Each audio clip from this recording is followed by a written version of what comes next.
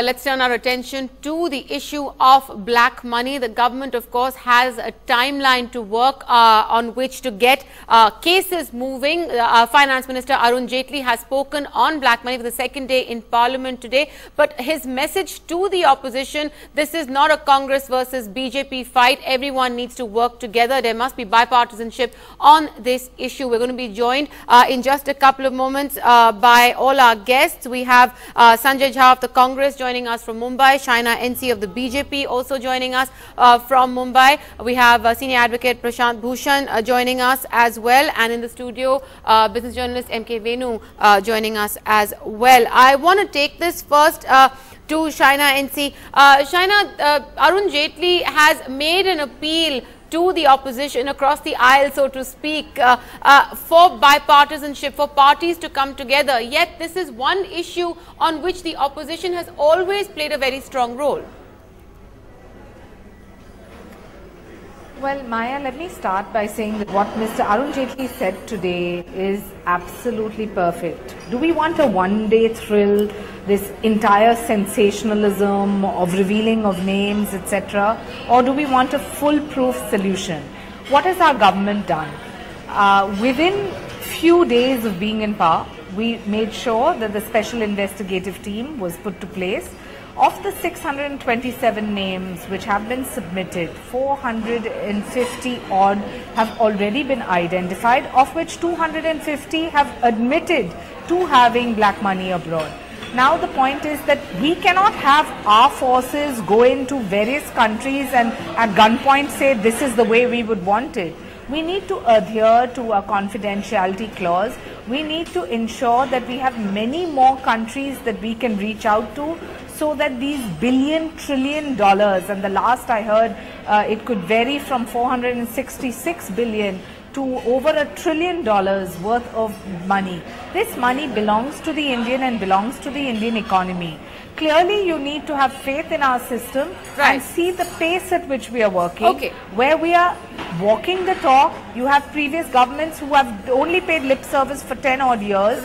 Here you have the finance minister revealing on the floor of house what the problems are, what the solutions are, and what the course of action is. If he wasn't proactive or if he was lethargic and not answering questions, you have every reason to agitate. So the BJP making the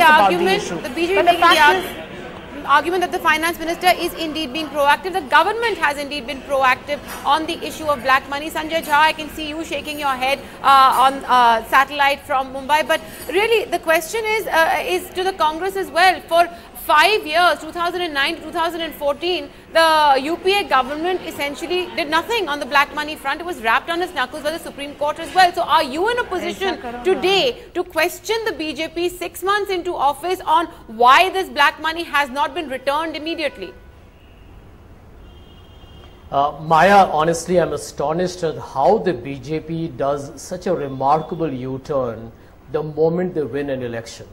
The truth is this election was fought on many issues, and one of the principal factors was corruption. Black money is symptomatic of corruption in the Indian ecosystem. Now, you have the Prime Minister of India today, who when he campaigned, and this was debated during the election campaign in media all over the countryside, that how do we get black money back into this country? You have a lawyer, a very, very eminent lawyer in Arun Jaitley, who was fully aware of the rules and regulations in the double tax avoidance treaties. Yet, Mr. Jaitley, Mr. Narendra Modi, Mr. Rajnath Singh, everyone lied to the people of India. That is the stark truth, that the people of India were made to believe that the regime of the UPA had no intention of getting the black money into India. This was an emotional subject. In an election, Maya, you know, you have covered many. Corruption is not just a legal economic challenge, it's an emotional subject. And this was exploited shamelessly by this party. And today you have a government that says, Mr. Modi comes in a Mann Ki Baat and says, I don't know what is the magnitude of the black money abroad. And people were told you will get 15 lakhs into your bank account within 100 days. This is brazen. So where is the 15 lakhs the Congress party is asking as well?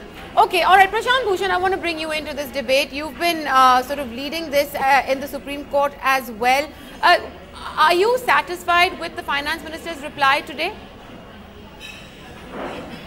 No, if the finance minister is saying that that all the parties should come together on this issue, what he probably means is that all the parties should come together and do what the UPA and now the NDA are doing, which is not doing anything in this matter, just do a lot of lip service on this issue and do nothing tangible or what is required.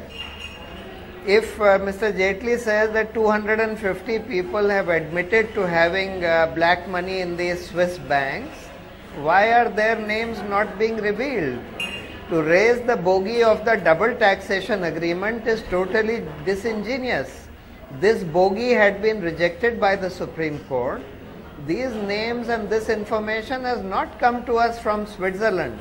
This has come to us from France on the basis of the information supplied to the French government by a whistleblower.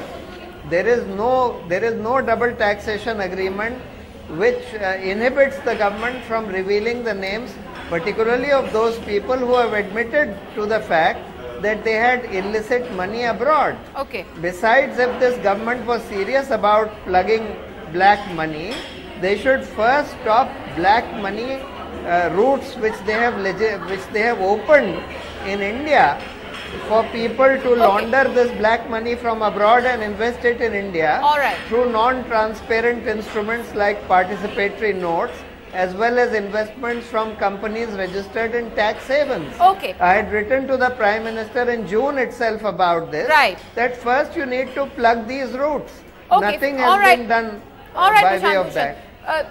MK Venu, Prashant Bhushan making the point that essentially everyone's doing lip service to what is essentially a critical issue, but also making the point again of it's not just about the money that's overseas, but also how it actually finds its way overseas, which is something that we need to look at within the country. Also something the finance minister has been referring to. Do you think that, in a sense, do you agree with what Prashant Bhushan is saying, that no matter what political party is in power, ultimately they are all going to be doing lip service? Yeah, in a sense, what Prashant is saying is right, because I also think that the gangotri of black money is what is generated by businesses through real estate, diamond trade, laundering through hundreds of other sectors. There's a 1,000-page report which is lying with Mr. Jaitley and with the SIT, prepared by the National Institute of Public Finance and Policy. They've studied every sector and they've talked about potential amount of black money generated. All this money which is generated here through corruption or through other means. You can have low tax rates, but having low tax rates does not prevent illegal mining happening in Karnataka or Goa. Money goes out from there, comes back through Mauritius. This whole G20 consensus is about, Maya, is about looking at these tax havens. And when you go and look at these tax havens, the same business community cries foul, saying this is tax terrorism. So it's a chicken and egg. You try to look at the tax haven, they'll say this is tax terrorism, because then they'll raise the bogey of investments not coming to India. Our stock markets will collapse, as if the stock markets, as if it represents the arteries of the heart of India or something. So Shaina, I want to come back to you, because essentially what is also being pointed out here is, while the intent might be noble to bring back what is rightfully the money of every Indian, in a manner of speaking, the mechanisms are not in place. Not just that the mechanisms are not in place, the kind of muddle, it's almost like a chemistry lab document with various pipelines going to various places and nothing really making sense at all, a jumble. How is the government, in all its sincerity, how is it going to be able to navigate through this kind of a mess? And the second point, of course, being that while one aspect is looking at the money that has been brought back from overseas, what do you do within the country in real estate, in the diamond trade, in cash transactions that take place? You and I know just the level at which this takes place all over. How do you tackle those? And one estimate is $1 trillion of black money is generated within the country every year. Okay, Shaina NC, take that. Well, let me tell you, I don't think anyone can question the knowledge or the integrity of our finance minister. And Arun Jaitley has pretty much walked the talk. I want to just reiterate 2 points whilst listening to your panelists. Number one, when the courts directed the then Congress government to just ensure that we had an SIT in place. They didn't do so for 3 years. So much for them questioning our integrity and the pace at which we have worked. We have been very clear. We have complied with all the instructions of the Supreme Court. We have handed over this list, and as Mr. Jaitley said, do we want a foolproof solution? If we do, then we need to understand that this is not our fiefdom where we can go and ensure that people, reveal names, etc. So the fundamental point is two. Number one, that how do we get this money back? And number two, how do we ensure that all the money in other tax havens as well? I'm not just talking about France and Switzerland. The other countries as well adhere to complying with the government. So we need to understand there is a confidentiality clause. Okay. We're very close to reaching the ultimate objective. If out of 627 names, 250 account holders have already admitted to holding this money abroad, we are on the path to recovery. Okay, fine. The point is that if you're going to assume that this can happen overnight, and these are situations which other governments have been able to handle better, I think they're absolutely wrong. Our government has been proactive. All right. Our ministry has been proactive. Sanjay Jha, you want to make a quick point? And we have not withheld anything from the public domain. All right, China. I want to take this to Prashant Bhushan as well. But Sanjay Jha, make a quick point, then I'll take it to Mr. Bhushan as well. Maya, this government is wishy-washy. Look at its intentions. It's so clear. It's as clear as daylight. There is no CIC in India. Think of transparency where it has gone. Maybe this government is amending the rules 10 years, Mr. to actually select a CBI. Okay. No, I don't need to answer you. I'm answering the anchor. There is the CBI selection procedure is being changed. You've never answered the nation. There is That's no why you talk were of voted out. Lokpal. There is no talk of Lokpal. And this, after Lokpal, was one of the biggest issues during the election campaign. Okay. So this government is clearly on a flip-flop mission. The reason why it won't go after black money, Maya, is because that's where they get their funding for their election expenditure. Okay. Well, I challenge the BJP spokesperson today on your panel to tell they have failed, they have lied to the people of India on 100 days. Well, can she tell us now when will the black money come back? Okay, Can the answer is all right, Mr. Modi willing to We're not lying. We're working towards we apologize. But we will get it back in 100 years. Can they make that commitment? But Sanjay Jha, nonetheless, the record of the Congress on black money in the UK is also there for everyone to see. One moment, Prashant Bhushan, I want to ask that, you. Maya. One moment, Congress and BJP spokespeople, one moment. Accounts. One they took moment, action on the LGBT bank in Germany accounts. This issue of bringing in, not just bringing in what is overseas, but as the point is being raised, tackling the systems in India, what are the legal outlets and legal mechanisms for doing that? No, as Venu said, unfortunately, you see, this illicit money which is laundered from outside and brought back into India is not being tackled. There is no political will to tackle this because firstly it belongs to the cronies of these very parties, the BJP and the Congress, and they are the funders of these parties. That is why when we released the names of the Ambani brothers in the HSBC list, the government said, neither government said anything.